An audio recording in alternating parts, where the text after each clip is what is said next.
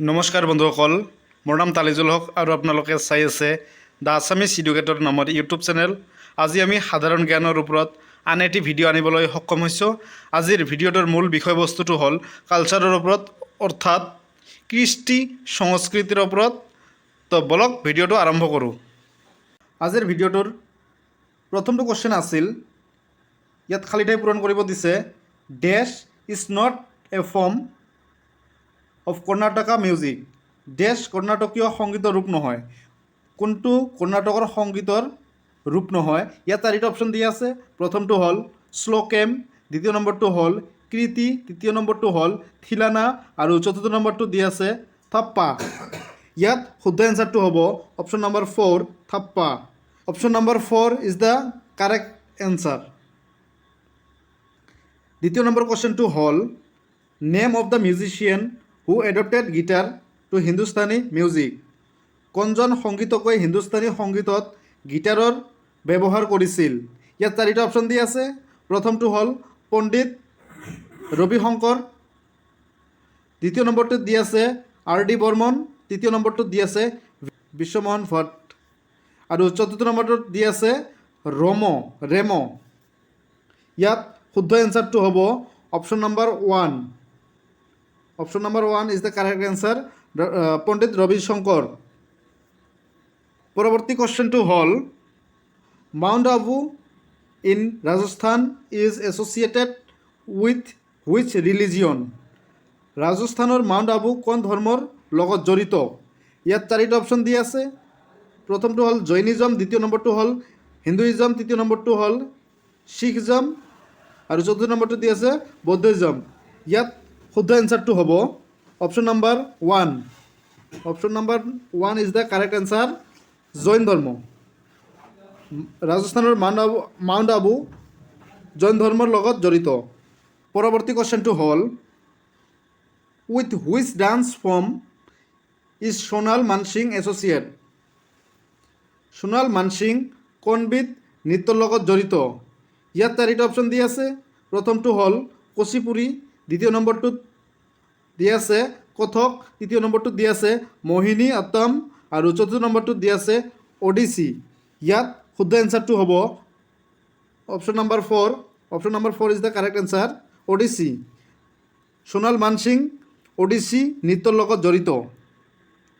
পৰৱৰ্তী কুৱেশ্যনটো হ'ল which festival is known as the festival of colours. কোনটো উৎসৱক ৰঙৰ উৎসৱ হিচাপে জনা যায়? ইয়াত চাৰিটা অপশ্যন দিয়া আছে।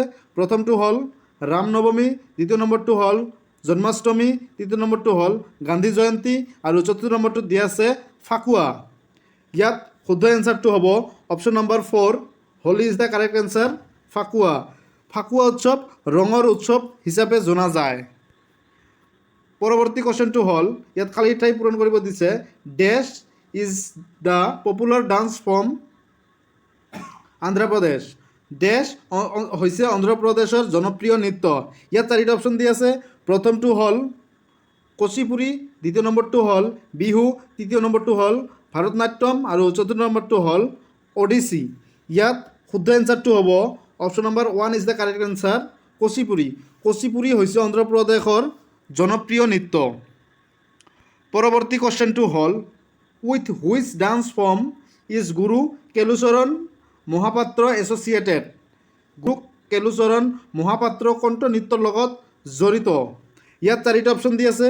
প্ৰথমটো হ'ল ওডিচি, দ্বিতীয় নম্বৰটো হ'ল কথকলি, তৃতীয় নম্বৰটো হ'ল কথক আৰু চতুৰ্থ নম্বৰটো হ'ল ভাগ্ৰা।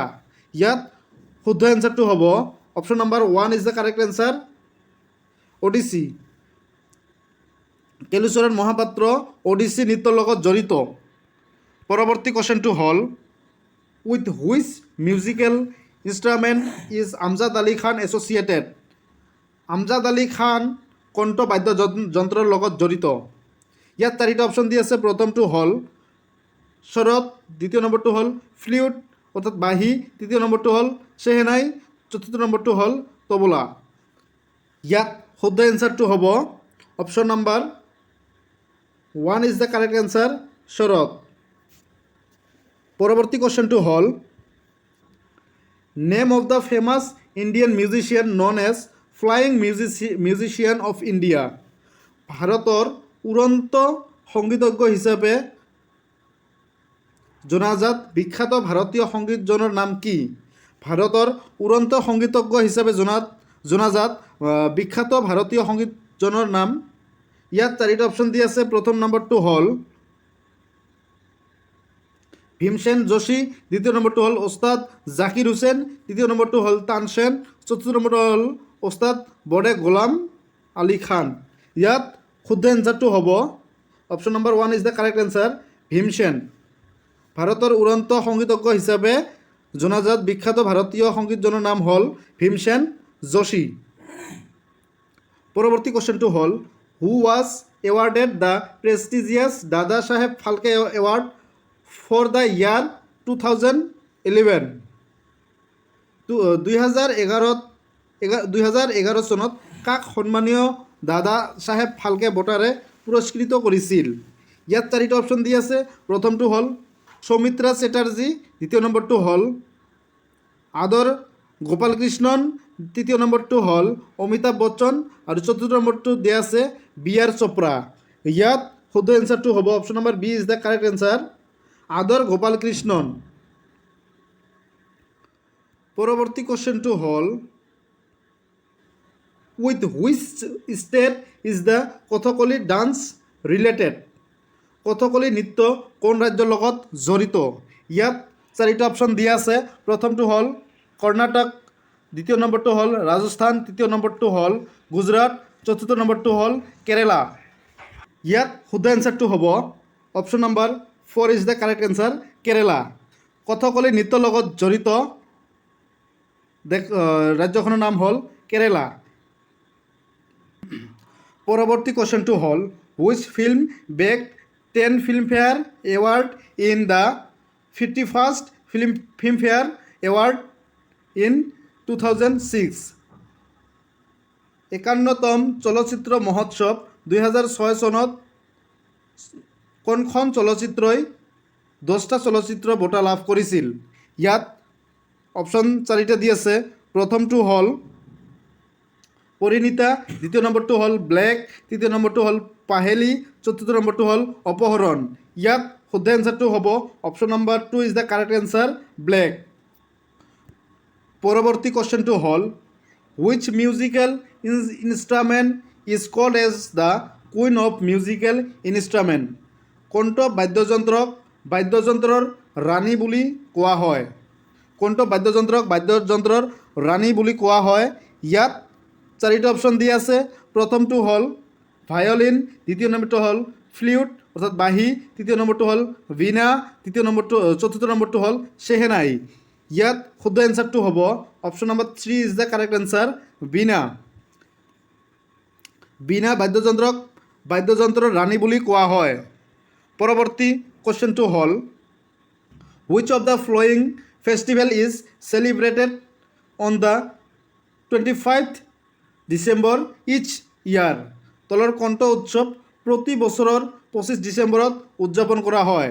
ইয়াত চাৰিটা অপশ্যন দি আছে। প্ৰথমটো হ'ল দীপাৱলী, দ্বিতীয় নম্বৰটো হ'ল নৱৰাত্ৰি, তৃতীয় নম্বৰটো হ'ল খ্ৰীষ্টমাছ, চতুৰ্থ নম্বৰটো হ'ল বিজয়া দশমী। ইয়াত শুদ্ধ এনচাৰটো হ'ব option number 3 is the correct answer, Christmas. Christmas উৎসৱ প্ৰতি বছৰৰ 25 ডিচেম্বৰ তাৰিখে উদযাপন কৰা হয়। পৰৱৰ্তী কুৱেশ্যনটো হ'ল which of the following festival signifies the victory of the good over the evil? তলৰ কোনটো উৎসৱে পাপৰ পৰা পুণ্যৰ বিজয় সূচিত কৰে? ইয়াত চাৰিটা অপশ্যন দি আছে। প্ৰথমটো হ'ল ৰক্ষাবন্ধন, দ্বিতীয় নম্বৰটো হ'ল মহাবীৰ জয়ন্তী, তৃতীয় নম্বৰটো হ'ল গুড ফ্ৰাইডে, চতুৰ্থ নম্বৰটো হ'ল বিজয়া দশমী। ইয়াত শুদ্ধ এনচাৰটো হ'ব option number 1, Raksha Bandhan. Thank you. আজিলৈকে এইখিনিয়ে।